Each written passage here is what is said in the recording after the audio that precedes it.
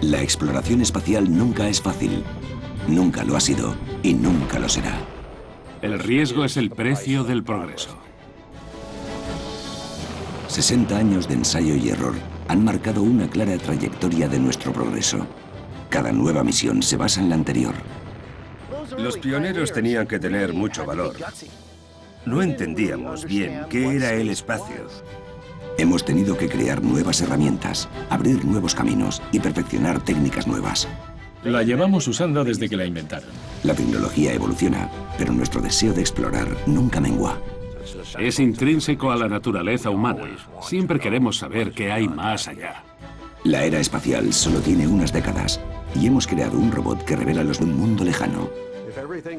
Si todo sale bien, vais a ver cosas alucinantes. El Curiosity arroja luz sobre Marte, representa la suma de medio siglo de experiencias en el espacio y da pistas sobre el futuro. El primer humano en pisar Marte lo hará a hombros de auténticos gigantes. Viajes espaciales hacia lo desconocido. T-minus 10, 9, 8, 7, 6, 5, 4, 3, 2, 1. Main engine start, 0, and liftoff of the Atlas V with Curiosity. Desde Cabo Cañaveral han despegado cientos de cohetes, pero este emprende una misión de proporciones épicas para enviar un robot único llamado Curiosity.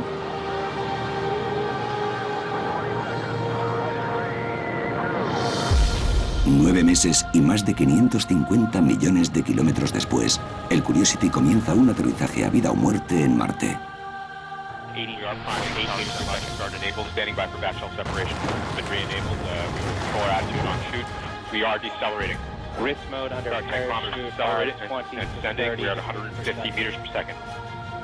Décadas de trabajo y millones de dólares penden ahora de un hilo. Valid range. Touchdown confirmed. We're safe on Mars.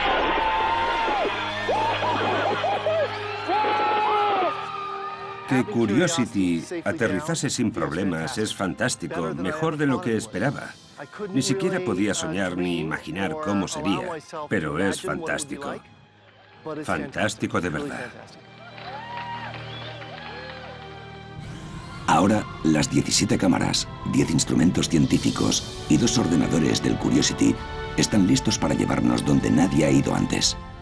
Puede recoger muestras, prepararlas y analizarlas en un laboratorio que hay dentro del cuerpo del rover. Es un avance técnico muy notable. El Curiosity es una máquina muy importante del siglo XXI, pero nunca podría haber existido de no ser por las lecciones aprendidas a la fuerza mediante ensayo y error en el siglo XX. Los pioneros espaciales tuvieron que resolver los riesgos explosivos del lanzamiento, lo complicado de surcar el espacio profundo y el atenazador drama de aterrizar de forma segura en mundos desconocidos. Estos y más avances hicieron posible el Curiosity. También hicieron esto posible que un geólogo explorase Marte desde un banco del parque. John Grant es uno de los ingenieros líderes del equipo Curiosity. Cada día el Curiosity envía datos desde Marte y John y sus compañeros deciden las próximas instrucciones del rover. Es como un sueño hecho realidad, lo de poder ver la superficie, rocas interesantes, sitios fascinantes y conducir por ellos para evaluar y analizar las rocas, para descubrir cómo es la superficie y cómo ha evolucionado con el tiempo.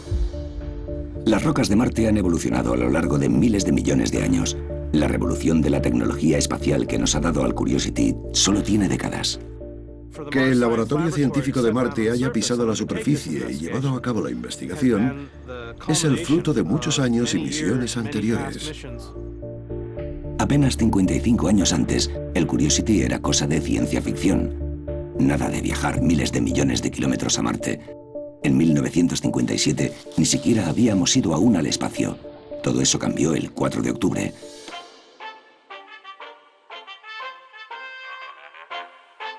Cuando millones de estadounidenses se pusieron a ver Leave It to Beaver.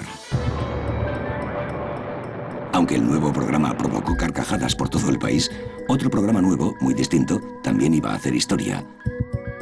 El Sputnik. La Unión Soviética había lanzado el primer satélite artificial.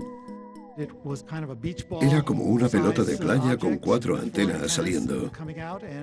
Muy primitivo. Tenía una radio a bordo y ya está, pero cumplió. Y entró en órbita. La señal de una sola nota que envió el Sputnik desde los cielos pilló a Estados Unidos desprevenido. Para la gente de nuestro país fue toda una sorpresa. No nos lo esperábamos, salió de la nada. No teníamos ni idea de que estaban preparados. El Sputnik fue lanzado en mitad de la amarga Guerra Fría entre los Estados Unidos y la Unión Soviética. Los dos bandos intentaban llevarse el resto del mundo a su bando, a su visión del futuro, y la Unión Soviética podía estar más avanzada tecnológicamente y demostrar que su camino hacia el futuro era mejor. Fue el comienzo de lo que se conoció en los 60 y aún se conoce como carrera espacial. Apenas 2 meses después, Estados Unidos se apresura a contestar al Sputnik con un cohete experimental llamado Vanguard.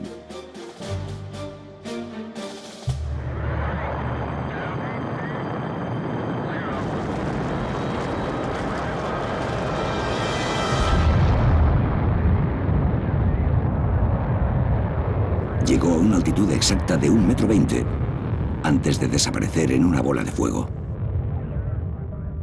Fue la explosión más bonita del mundo. Y de pequeño igual te ilusionaba que fueran unos fuegos artificiales preciosos, pero no tenía que explotar. El país quedó humillado. Lo del Vanguard fue un desastre total. Los medios lo apodaron Kaputnik, Fallobnik, cosas así. Y se burlaron de él. La gente empezó a preocuparse. Para entrar en órbita, los cohetes tienen que acelerar a más de 27.000 km por hora. Y para eso hace falta mucha potencia y sistemas de combustible de alta presión. El talón de Aquiles del Vanguard fue la baja presión, que hizo que los gases calientes de la cámara de combustión entrasen en el tubo de combustible, que prendió y convirtió el tanque de combustible en una bomba. En un instante, el Vanguard nos enseñó una lección fundamental de la ciencia de cohetes. La presión correcta del combustible es fundamental. El reputado ingeniero aeroespacial Wernher von Braun había estado trabajando en un misil distinto, el Júpiter C.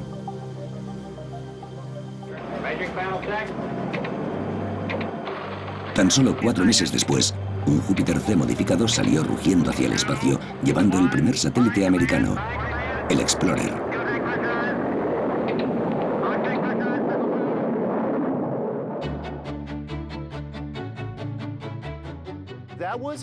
Fue todo un logro y nuestra primera apuesta en el juego de la exploración espacial. Desde el Explorer, Estados Unidos ha puesto miles de satélites en órbita. La mayoría han orbitado la Tierra en silencio, haciendo avanzar la ciencia y la tecnología en todos sus frentes. Pero de vez en cuando han enviado alguno mucho más lejos. El Maven es un nuevo satélite destinado a Marte. La pregunta fundamental que planteamos hoy es si en Marte hubo alguna vez vida o si podría haberla ahora. Mientras el Curiosity recorre Marte en busca de pistas, el Maven observará desde las alturas y con suerte nos ayudará a ver el pasado. No hemos examinado la atmósfera de Marte, pero si la analizamos, podremos hacer simulaciones que, en cierto modo, nos hagan retroceder en el tiempo y ver cuándo Marte pudo haber sido lo bastante cálido y húmedo para albergar océanos en la superficie. Y claro, todo el mundo se pregunta, si hubo agua durante el tiempo suficiente, ¿pudo haber evolucionado vida? La atmósfera marciana solía ser más densa. Algunos dicen que quizás similar a la de la Tierra. Un manto atmosférico protegía la superficie y permitía que el agua fluyese libremente, pero de algún modo el 99% de la atmósfera desapareció y el agua de la superficie se evaporó. Intentamos entender dónde se fueron el agua, el CO2 y la atmósfera. Descubrir qué pasó en Marte podría darnos pistas del futuro de la atmósfera de la Tierra.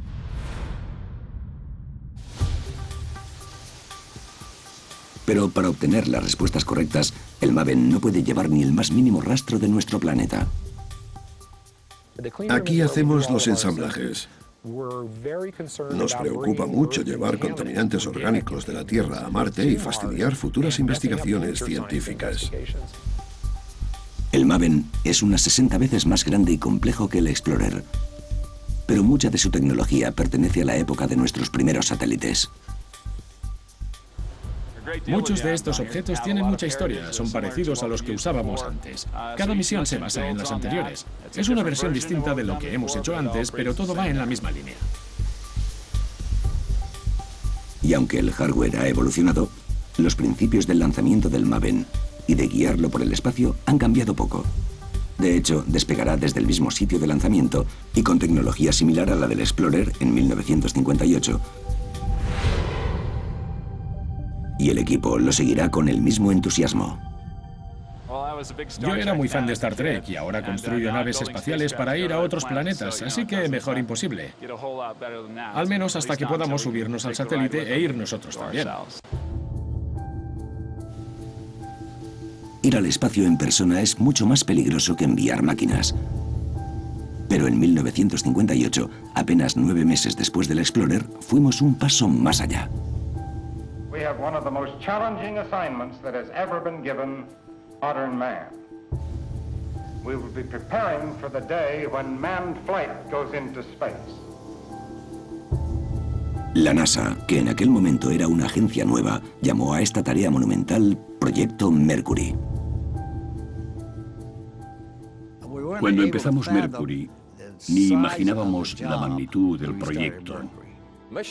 Control de misión tuvo que inventar literalmente todo lo que necesitaba para los vuelos espaciales. Fue cuestión de coger el puzzle y montar las piezas. Los primeros lanzamientos no salieron muy bien. Los vehículos de lanzamiento que teníamos en el proyecto Mercury tenían una fiabilidad del 50%, o sea que explotaban una de cada 2 veces.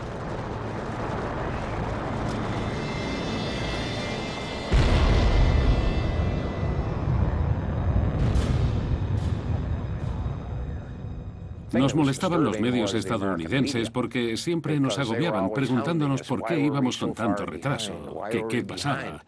Pero si vas a poner a una persona a bordo de toneladas de explosivos, no es posible cometer errores.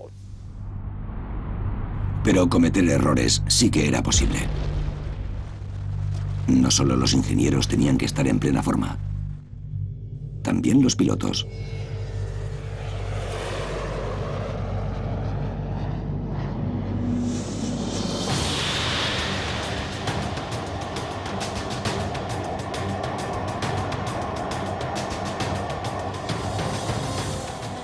Para subirte a una cosa de estas, tienes que estar al 100% en lo técnico. Y los pilotos de aviones de alto rendimiento tenían esa experiencia.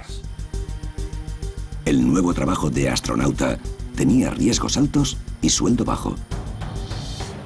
Más de 500 pilotos de pruebas militares se apuntaron. El proceso de selección de los astronautas del Mercury fue bastante lioso. Nadie sabía realmente qué era el espacio. Había científicos que especulaban que podíamos esperar ciertas cosas, pero no sabíamos casi nada. La NASA escogió a los 69 mejores aspirantes, que se sometieron a una gran variedad de pruebas físicas y mentales. Las pruebas físicas había que diseñarlas.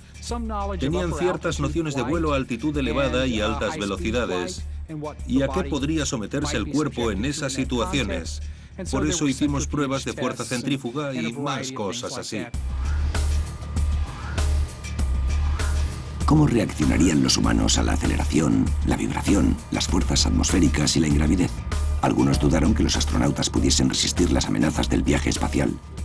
Seguramente el 95% de la comunidad médica pensaba que el ser humano no podía realizar tareas en gravedad cero, que seguramente no podría ver ni pensar y que sufriría varios efectos en el oído interno, Para los médicos eran problemas graves y decían que tendríamos serios apuros. Por fin, tras meses de pruebas, el 10 de abril de 1959, un puñado de los mejores hombres se vieron con los medios. These, ladies and gentlemen, are the nation's Mercury astronauts. My feelings are that this whole project with regard to space sort of stands with us now as, if you want to look at it one way, like the Wright brothers stood at Kitty Hawk about 50 years ago. La revista Life tenía un contrato con los astronautas del Mercury y sus familias para publicar artículos biográficos. Por aquel entonces la revista tenía muchísimo éxito. Todos la leían y se podía seguir la vida, trabajo y preparación de los astronautas. Los adoraban mucho. Durante casi 2 años, mientras los 7 del Mercury se preparaban para lo desconocido, todo el mundo siguió sus progresos con una pregunta candente. ¿Quién volaría primero? En enero de 1961, la NASA tanteó a Alan Shepard. Parece que siempre hemos escogido a la persona más adecuada para manejar la palanca y la aceleración y ponerse fuera de peligro. Al Shepard era de esos. Pero los meses de pruebas y preparación le cuestan al programa espacial un tiempo muy valioso.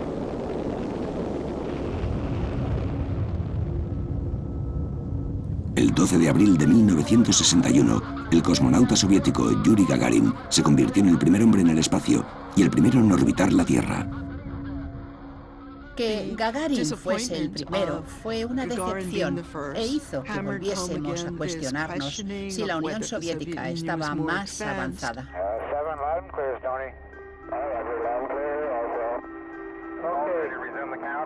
Unas semanas después, Shepard se subió a una pequeña cápsula en lo alto de un cohete cargado de combustible explosivo.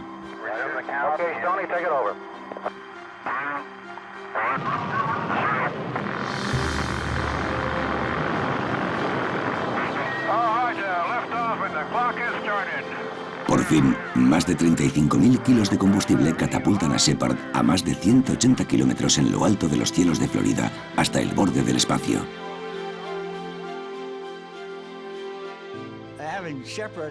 Tener a Shepard en el cohete fue fantástico, pero vaya que sí dio miedo.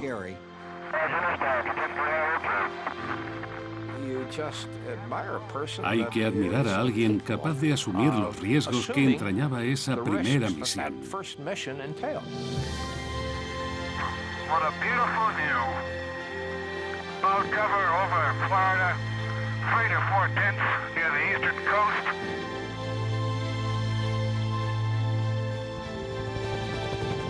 $15 minutos después, Shepard cayó en el Océano Atlántico, convertido en un héroe americano. Fue un día fantástico, porque llevábamos esforzándonos desde hacía 3 años para llegar a ese punto. Y fue extremadamente bien, casi perfecto. Habíamos cruzado la frontera. Habíamos puesto a un hombre en el espacio y lo habíamos traído de vuelta sano y salvo. Fue el principio de un proceso que fue madurando en los años siguientes. El éxito de Shepard potenció la seguridad del país. Pero apenas 20 días después, el presidente Kennedy le planteó un reto inimaginable a la NASA. I believe that this nation should commit itself to achieving the goal before this decade is out of landing a man on the moon and returning him safely to the Earth. El extraordinario comunicado de Kennedy emocionó al público y sorprendió a toda la NASA. Pensé que estaba loco. De verdad que lo pensé. Decir que íbamos a ir a la Luna en ese momento era casi de risa. Yo no me reí porque a los 2 días me tocó el trabajo de hacerlo. Alan Shepard había sido catapultado al espacio y devuelto a la Tierra sin tener que trazar un rumbo. Ir a la Luna requería mucho más control. Llegar a la Luna no es fácil. Es un objetivo móvil que está a 384.000 kilómetros. Nos movemos, giramos, todo se mueve. El programa Ranger fue el primer paso para cumplir el objetivo sin precedentes de Kennedy. Parecía fácil, Solo era enviar una sonda a la Luna que transmitiese fotos a la Tierra y que se estrellase en la superficie lunar.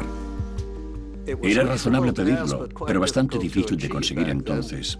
Nadie tenía ni idea de qué hacía falta y lo investigamos todo. Recuerdo sentarme a dibujar el primer diagrama de bloques de una nave espacial, pero nada de eso se había construido antes. Nos lo inventábamos sobre la marcha. La NASA tenía más que inventar que una nueva nave espacial. Tenía que inventar cómo guiarla hasta la Luna. La solución fue la red del espacio profundo. Se repartieron 3 transceptores por el mundo para que en cualquier momento, por lo menos uno pudiera comunicarse con la Ranger. Pero antes, la Ranger necesitaba cohetes con los que llegar a la Luna. La Ranger 1 y 2 se quedaron cortas. Los cohetes no pudieron propulsarlas más allá de la órbita baja terrestre. La Ranger 3 abandonó la órbita, pero fallos en las señales de los comandos hicieron que fuesen en la dirección equivocada. No alcanzó la Luna por unos 37.000 kilómetros. La cosa no iba muy bien.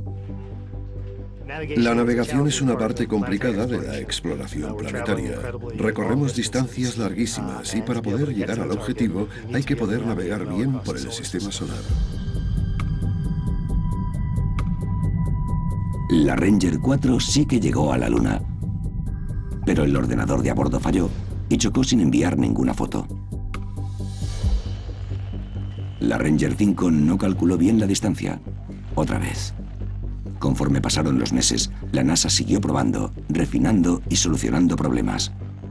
Conforme mejoramos nosotros y nuestra tecnología, igual que la capacidad de calcular la trayectoria basándonos en la navegación por radio, acortamos la zona. Enero de 1964, la Ranger 6. Mientras contemplábamos el ascenso, de repente apareció la telemetría de la nave. ¿Qué narices es eso?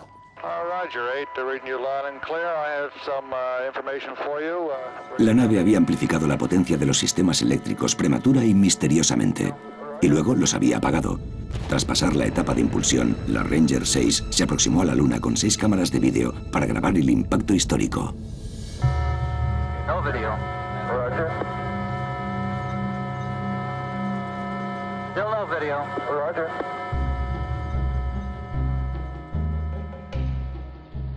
La habitación estaba llena de periodistas que querían ver la Luna de cerca a tiempo real. Y van estos tíos y mandan vehículos a la Luna, pero no hay fotos. El cacharro se estrella y dicen, ¡ay, otra vez no! Tardaron meses en saber qué había pasado. Cuando los motores de impulsión del Atlas se apagaron, una nube de plasma caliente recorrió todo el vehículo así y quemó los 2 transmisores. La misión de la Ranger parecía superar las capacidades de las mejores mentes de la NASA.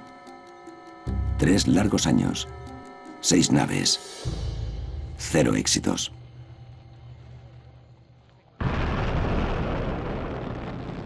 Julio de 1964, la Ranger 7 se lanza bajo una presión tremenda para que triunfe.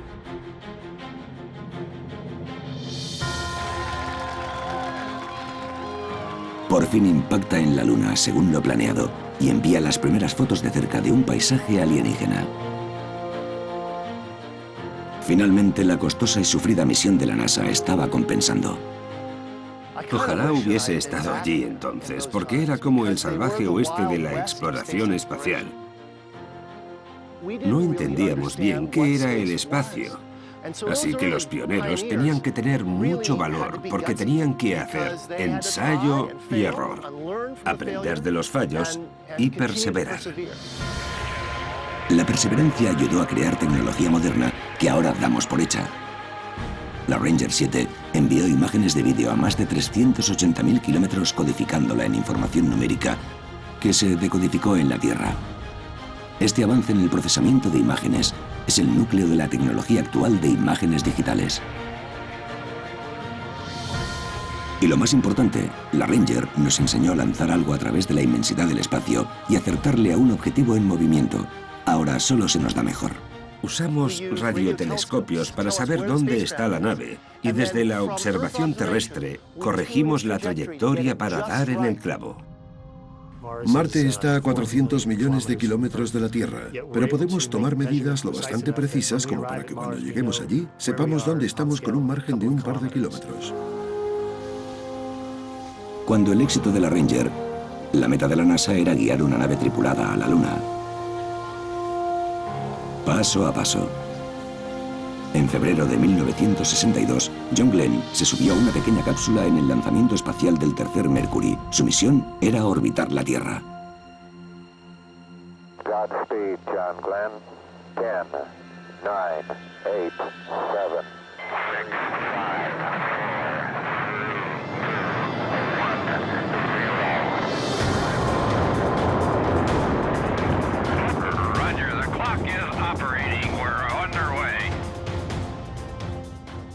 Todo el mundo estaba contentísimo. Había gente fuera, vino todo el mundo. El país se paró porque lo ponían en directo por la televisión.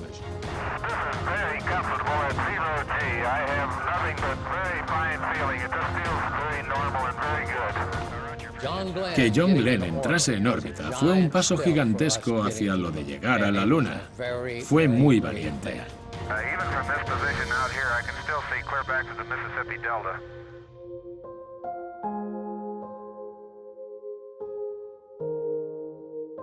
Glenn volvió a la Tierra convertido en un héroe, y de repente que alguien viajase a la Luna parecía posible. Algunos ya buscaban el próximo destino.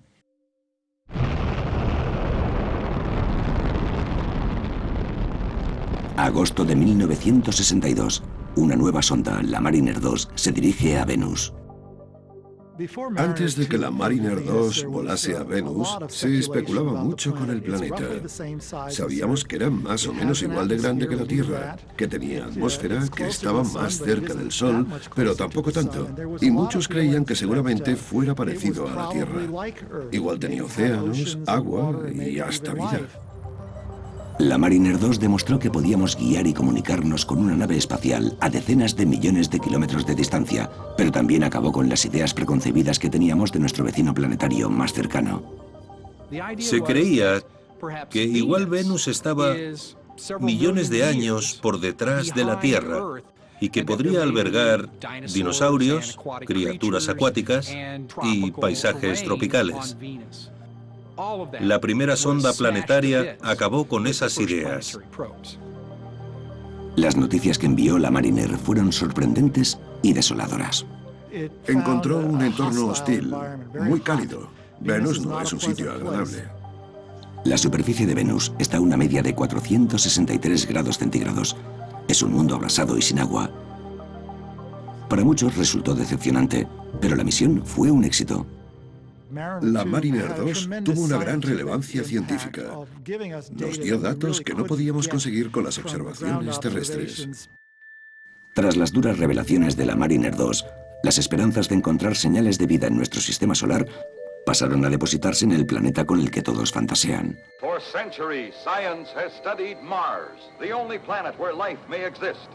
Now the screen creates for you the fascinating, frightening spectacle of the first flight to Mars. We have been expecting you. Marte es parecido a la Tierra. Más pequeño, pero tampoco mucho.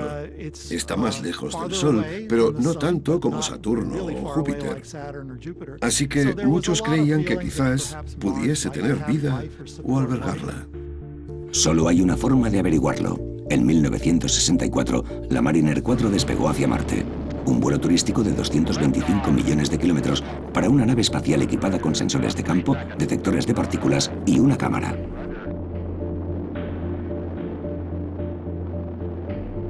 Esta fue nuestra primera oportunidad de ver Marte de cerca.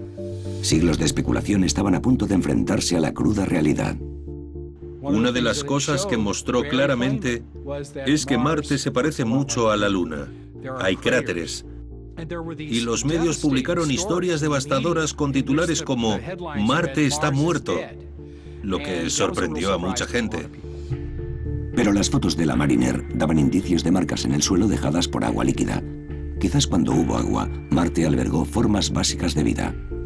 El primer vistazo a Marte que nos ofreció la Mariner nos hizo pararnos a pensar un poco más en lo que estábamos viendo y en cuál sería la mejor manera de explorar Marte para entender cómo había evolucionado con el tiempo. Estas dos primeras sondas planetarias cambiaron totalmente nuestras expectativas, además de demostrar que podíamos explorar mundos lejanos. Es asombroso que en esas primeras misiones se encontraran entornos que nunca se habían documentado antes. Imaginad a esos ingenieros con esos retos extraordinarios para diseñar un sistema que pudiese funcionar en entornos desconocidos. Gracias a las sondas y rovers enviados antes que él, el Curiosity llegó listo para desenvolverse en el duro entorno marciano con transporte, herramientas y vista mejorados. Las imágenes que obtuvimos gracias a la Mariner 4 eran muy rudimentarias. Las que hay hoy son muchísimo más sofisticadas que las que podíamos conseguir en esos primeros años de exploración planetaria. Mi cosa favorita del Curiosity son esas cámaras tan fantásticas. Tiene la Mali, una lente que hace planos cercanos y saca imágenes de la superficie en una resolución increíble. La Mardi, para el descenso, que nos dio esos vídeos de la separación del escudo térmico, me encanta. Y tiene esa lente M100 en la Mastcam para sacar fotos súper ampliadas de la lejanía. La imagen que forma de Marte me da ganas de ir. Las imágenes son impresionantes, no solo por su nitidez, sino por la información que nos dan sobre cómo se refleja la luz con las diferentes longitudes de onda en la superficie. Nos habla de su composición. Puede perforar rocas individuales, recoger muestras, prepararlas y analizarlas en un laboratorio que hay dentro del cuerpo del rover para hacer investigaciones mucho más a fondo de lo que hay en la superficie. El instrumental del Laboratorio Científico de Marte nos da mucha información que se puede usar para comprender Marte y sus implicaciones para las exploraciones futuras humanas. Pero antes de que el Curiosity pudiera explorar Marte, esos magníficos instrumentos tuvieron que sobrevivir a todo un viaje. El lanzamiento, 9 meses de viaje espacial y luego pasar de ir a más de 20.000 kilómetros por hora a aterrizar suavemente por su cuenta. Para conseguirlo, el Curiosity les dio un uso poco común a los cohetes de control para ajustar la dirección y la velocidad.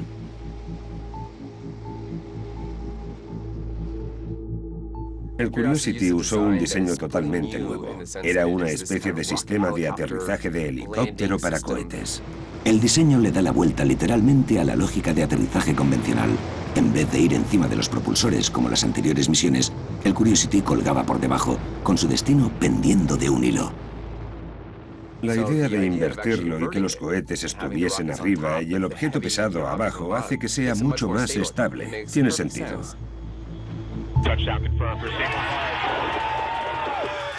El aterrizaje del Curiosity se basó en tecnología propulsora desarrollada por la NASA en los 60 durante la carrera a la Luna. Los exitosos aterrizajes actuales nos malcrían y hacen que creamos que son fáciles. Pero no lo son, y a principios de los 60 nunca se habían hecho antes. No podíamos enviar hombres a la Luna sin una forma de frenarlos y hacer que aterrizasen de forma segura. Pero la NASA tenía un plan, el programa Gemini. Gemini se diseñó para desarrollar y poner a prueba la tecnología necesaria para llegar a la Luna. Era un puente entre ser principiantes y saber lo que hacíamos en el espacio. Teníamos una reentrada guiada, teníamos células de combustible y había que hacer EVA, actividad extravehicular, etcétera, etcétera, etcétera.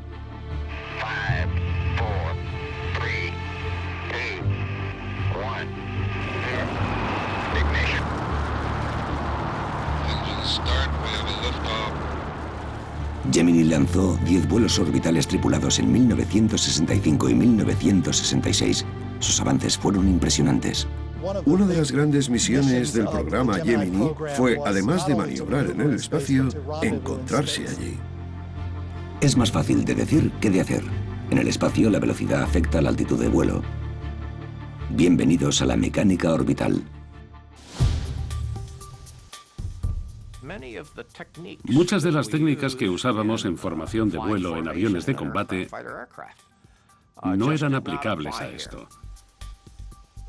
Si quieres encontrarte con una nave espacial en órbita, pones el vehículo que vas a lanzar en una órbita más baja, por lo que el periodo de órbita es mucho más corto, y con el tiempo empieza a alcanzar la otra nave en la órbita superior. Es muy fácil de decir, pero muy difícil de hacer.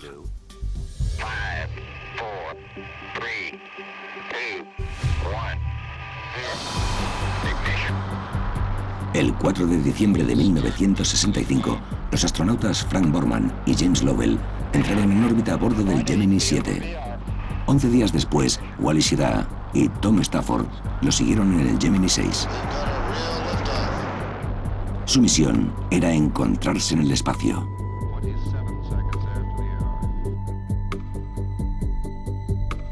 Apenas 3 horas después de abandonar la Tierra, el Gemini 6 se acercó a Lovell y Borman. El Gemini 6 venía por debajo para la etapa final y veíamos los propulsores en marcha. Se acercaban lentamente y el radar mostraba su velocidad. Se acercaban lentos y luego se pararon.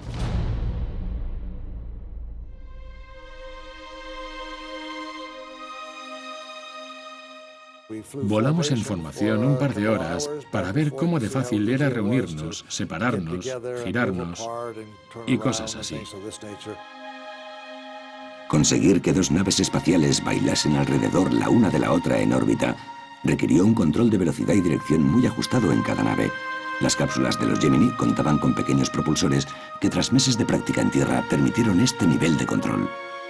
El Gemini 6 y el 7 se pusieron a 30 centímetros de distancia, dando a luz al pilotaje de naves espaciales. Las naves estaban una al lado de otra, sacando fotos de la tripulación. Estaba claro que si las 2 naves hubieran tenido un sistema de acoplamiento, cosas que no tenían, podrían haberse acercado y acoplado.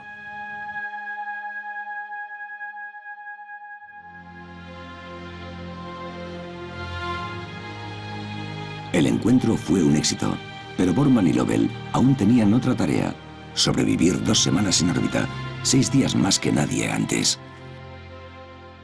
Por aquel entonces, había muchos médicos que decían que nadie podía estar en gravedad cero 2 semanas.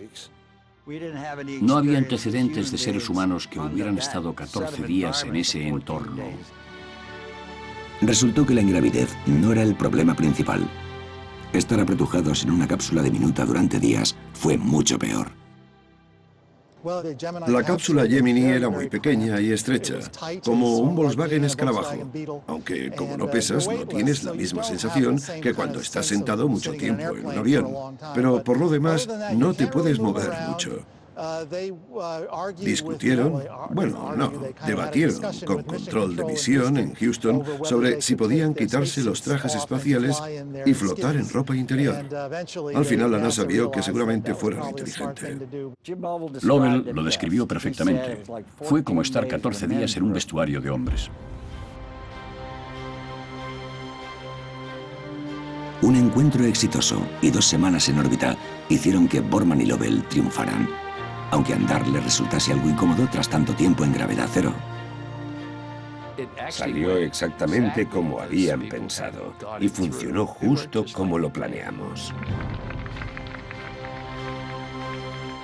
Borman y Lovell demostraron que habíamos dominado el control orbital y los vuelos espaciales de larga duración, habilidades que necesitaríamos para llegar a la Luna. Pero había otro enorme reto en el camino: el acoplamiento.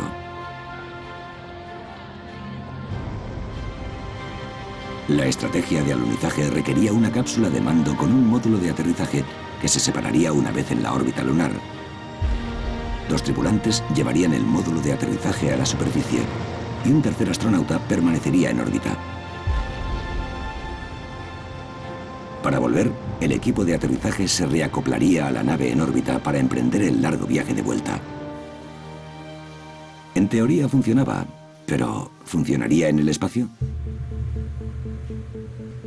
La misión del Gemini 8 de marzo de 1966 es acoplarse con un aparato llamado Agena, puesto en órbita a propósito para el ejercicio. La maniobra operacional necesaria para juntar dos vehículos y aceptarlos para hacer la transferencia de tripulantes no era cosa fácil. El Agena, sin tripulantes, despegó primero. El Gemini 8 lo siguió hasta la órbita. El comandante de la misión era el piloto de la Marina y veterano de la Guerra de Corea, Neil Armstrong, acompañado por el piloto de pruebas de las Fuerzas Aéreas, David Scott. Fue el primer vuelo espacial para ambos. Neil Armstrong y Dave Scott. Los dos eran pilotos de pruebas. Y en mi opinión estaban muy bien preparados para la misión.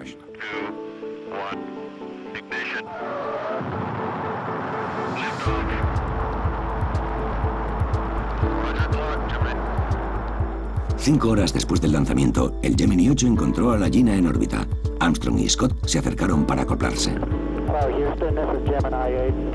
We're station keeping on the Agena at about 150 feet. Hizo falta mucha precisión, mucho ordenador en tierra y muchas reglas de cálculo a bordo de la nave por si no salía bien.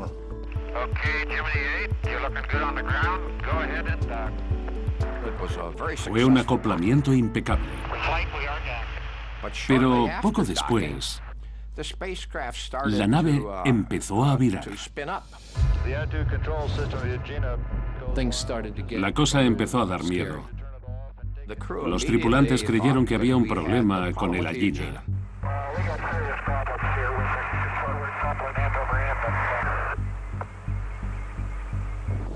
Las dos naves daban vueltas juntas en un giro letal cada vez más rápido. Por desgracia, en control de misión no sabíamos qué pasaba, porque fue en una parte de la red donde teníamos muy poca comunicación con el equipo.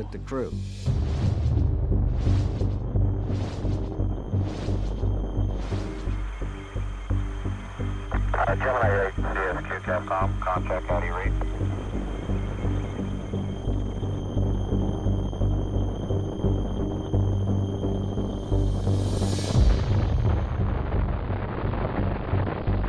Armstrong se desacopló de la Agena, pero eso solo empeoró las cosas.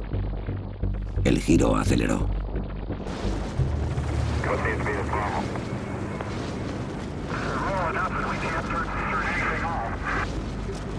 Did he say he could not turn the Agena off?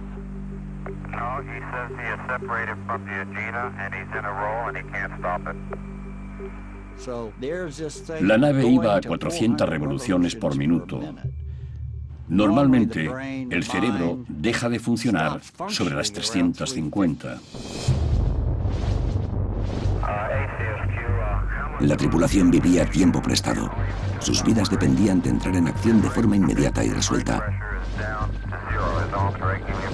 Al borde del desmayo, Armstrong inició la secuencia de vuelta a la Tierra de la cápsula, con la esperanza de que detuviese el giro. Control de misión contuvo el aliento. Funcionó. Neil dio una respuesta tremenda al problema. Todos sabíamos que Neil era un gran piloto, pero lo confirmó. Pese a los problemas, el Gemini 8 demostró que era posible hacer acoplamientos en el espacio. La calma de Neil Armstrong durante la crisis lo puso entre los finalistas para estar al mando del primer alunizaje. Era bueno de narices. Tuvimos mucha suerte de contar con Neil Armstrong. Las maniobras de dirección, acoplamiento y liberación estrenadas en el programa Gemini fueron hitos vitales en el proceso de hacer aterrizar gente y máquinas en otros planetas. Durante el programa Gemini llevamos a cabo encuentros desde toda clase de direcciones y todo tipo de maneras. Se nos da bien. Gemini fue lo que nos abrió puertas por todos lados, casi siempre. Pero tras los avances del programa Gemini, quedaba una pregunta que las misiones en órbita terrestre no podían responder. ¿Era seguro aterrizar en la superficie lunar?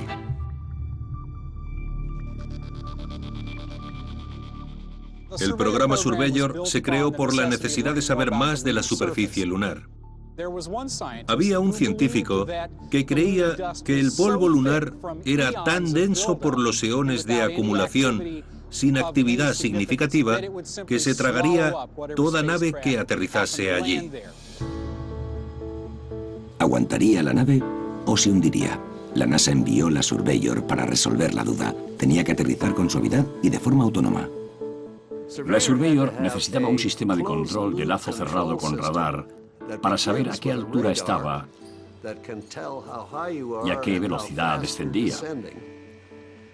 Tiene que ser un radar que dé una señal con la que controlar los motores del cohete. Tras varias pruebas y un perfeccionamiento intensivo, el sistema de cohetes y su sistema de absorción del impacto al aterrizar estaban listos para el despegue. El 30 de mayo de 1966, la Surveyor salió de la Tierra. El equipo del Laboratorio de Propulsión a Chorro siguió su viaje de 3 días a la Luna. Tras el viaje de 384.400 kilómetros, el momento de la verdad le llegó a la Surveyor.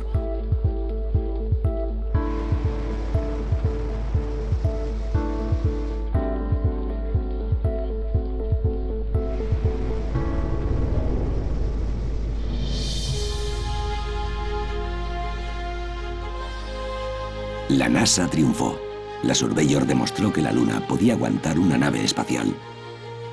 Si la Surveyor se hubiera hundido, la cosa hubiera sido muy distinta. También demostró que podíamos hacer aterrizar vehículos en otros planetas de forma segura. La Surveyor dio ejemplo de cómo aterrizar en cuerpos celestes. La Surveyor llevó a cabo una tercera tarea crucial. En las 6 semanas que le duró la batería, envió 11.000 fotos de la superficie lunar con un nivel detallado de mapeado interplanetario que hoy damos por hecho. La tecnología ha evolucionado. Algunas se ha quedado prácticamente igual, pero otra ha dado un salto cualitativo. Y mis colegas de aquellos tiempos y yo estamos muy contentos de haber puesto algunos cimientos. Sin esos cimientos, un programa tan ambicioso como el Curiosity nunca hubiese despegado. Las Surveyors y sus aterrizajes representan el tronco del árbol genealógico de los sistemas de entrada, descenso y aterrizaje, como los llamamos hoy. El aterrizaje preciso del Curiosity preparó el escenario para realizar nuevos descubrimientos si el rover consigue llegar a su tentador objetivo. El laboratorio científico de Marte ha aterrizado en el cráter Gale, donde fuimos porque hay una acumulación de 5 kilómetros de alto de materiales compuestos y sedimentos en el centro del cráter. Para llegar a esta roca expuesta, el Curiosity podría tener que escalar alguna que otra roca. Su clon terrestre está haciendo un recorrido de prueba en un terreno parecido. Bien, este es el rover de prueba Curiosity en el patio de Marte del Laboratorio de Propulsión a Chorro. Vamos a hacer unas pruebas de autonavegación, que es la capacidad de conducción autónoma del Curiosity. Usa las cámaras de la parte inferior frontal del cuerpo y de arriba en el mástil, que son estéreo, para sacar imágenes y darle al rover percepción de profundidad y que pueda medir la distancia hacia todos los peligros y obstáculos que tiene delante. Los actuadores de dirección en las ruedas de cada esquina le dan al Curiosity una maniobrabilidad excepcional, y estas están especialmente diseñadas para el entorno marciano. Son ruedas de metal con bandas de rodadura para agarrarse a los distintos terrenos por los que tendremos que pasar. Cuestas, arena, sobre rocas, y son muy resistentes. Va a centímetro con 4 por segundo. O sea, a unos 50 metros por hora. Tarda tanto porque no puede ir más rápido.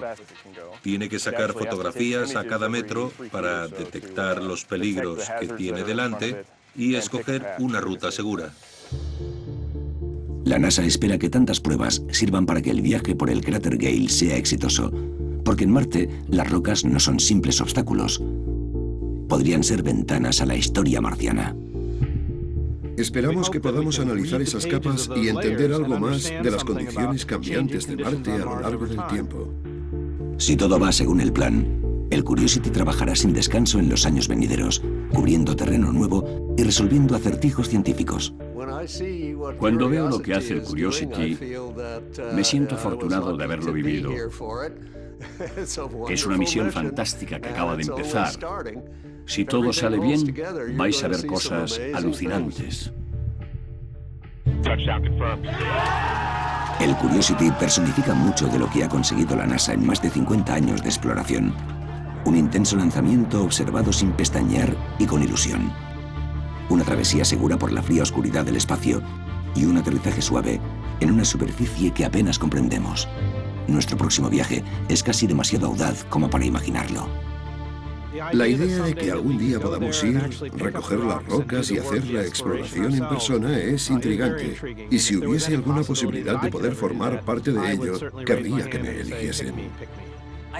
No me cabe duda de que cuando el primer humano pise Marte, sabrá lo suficiente de la historia de cómo llegó allí para apreciar lo mucho que costó y que lo hará a hombros de auténticos gigantes.